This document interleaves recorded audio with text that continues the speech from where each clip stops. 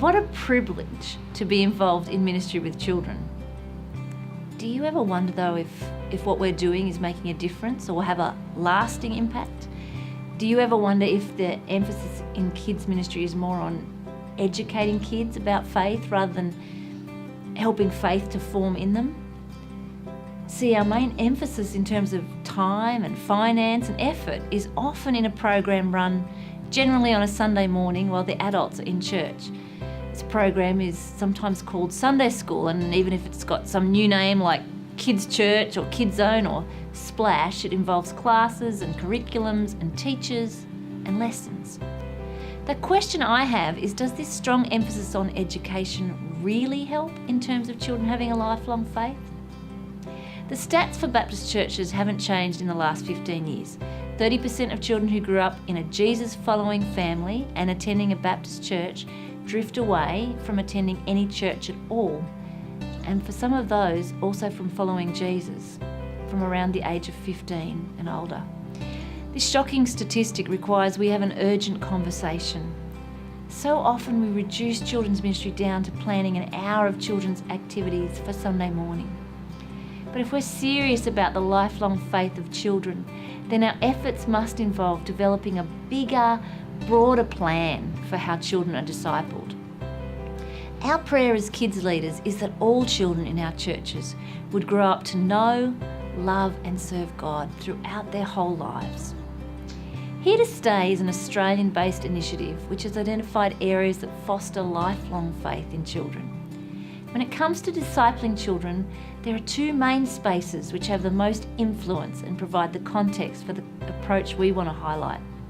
These two circles of influence are the household or family, and the second is the connected generations in a community of faith. Families or households are the first and primary faith communities for all ages.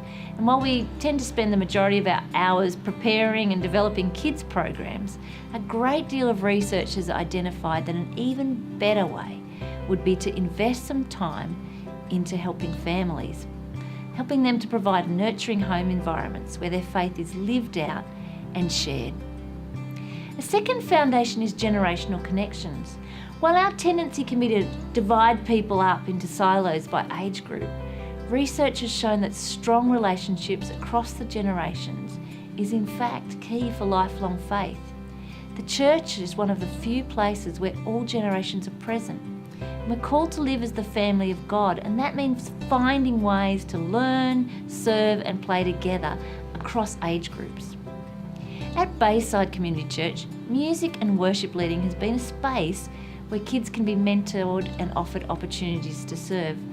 So rather than having just a special kids band on special occasions, the approach has also been to work with the kids to help them understand what worship is and how they can contribute, and to slowly improve their music gifts over time so that each of them can work in any of the bands alongside people of other ages.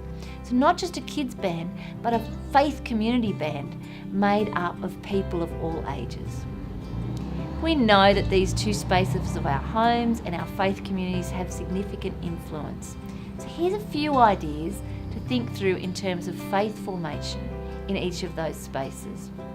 The first is the idea of the head and the heart. It's knowing the big story of the Bible. But it's not just about knowing that Noah comes before Abraham or that God was with Shadrach, Meshach and Abednego. It's about helping children discover that the Bible isn't just a collection of individual stories, people and events, but that it has one overarching story and they have a place in it. We need to walk with kids as they find where they fit in God's narrative. Which brings us to the heart and encounters with Jesus, reminding us to create space to hear from God and encounter Him together as families and as faith communities. We tell our children that God is always there, but do we pause long enough for children to notice His presence? Making time for reflection and wondering is an important part of our roles. Putting faith into action is a key part of being a Jesus follower. It's why James says that faith without works is dead. Children need opportunities to put their faith into action. Two aspects of this are serving in mission and responding with compassion. Serving in mission is important for all ages, not just for adults. Kids are highly capable. Just look at the way their school puts them in charge of the whole assembly, including staging and tech, and then all those first job opportunities at fast food giants which have management programs starting for youth who are just 15 years old. Yet in church, we can treat children as consumers and too often wait until they're adults before we invite them to be co-labourers in the gospel. Our young people are not the church of the future.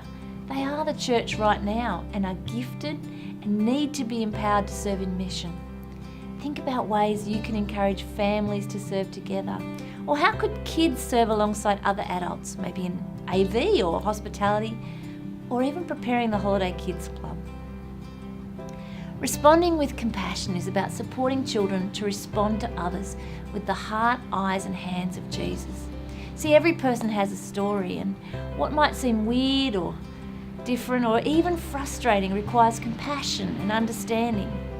Responding with compassion isn't just about noticing the needs of friends and neighbours, but also about children helping to see and respond to global needs, such as those living in poverty.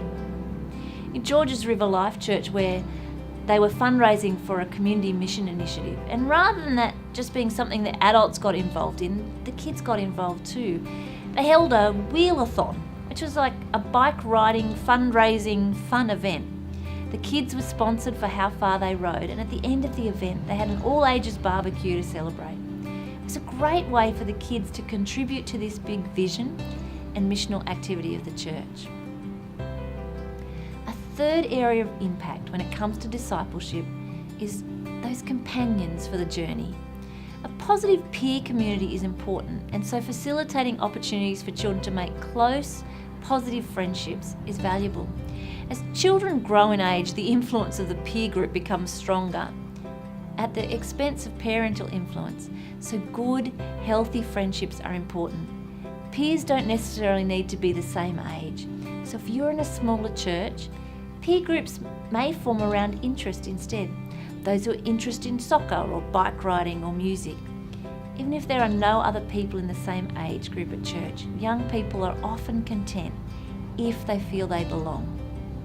We also need mentors and life coaches as companions for the journey, those caring people who can offer time to journey with children. Mentoring can happen one-on-one or in groups. It could be general or it could be focused on a specific area of life. See, questions are not toxic to faith, but silence is. So who can come alongside, answer those questions and hear them and help search for answers and assurance? And finally, we need markers on the road, create life hooks on the spiritual journey that we can hang on to as we grow. Peak experiences are mountaintop memory-making moments. Perhaps these happen at your church through a camp or a holiday program, or perhaps there are special events you can take young people along to. Often there is an extended time to connect in community, and these are the situations where God is experienced in a new or special way. Alongside this is anchors or rites of a passage. They anticipate and honour and celebrate key moments and transitions for children. They're markers along the journey of life that we look back on as key points as we grow up. A common rite of passage is baptism, but these could also be created around going to school, graduation, starting in youth group, getting a driver's license and other key moments in life. Mosaic in the ACT sent an invitation to Year 6 students, now not giving away too much information and keeping a little bit of mystery about what is going to happen.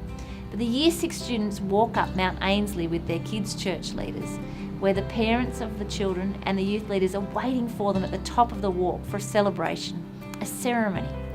The kids are reminded that although they are transitioning to youth ministry, their parents, of course, will be continuing to be there for them.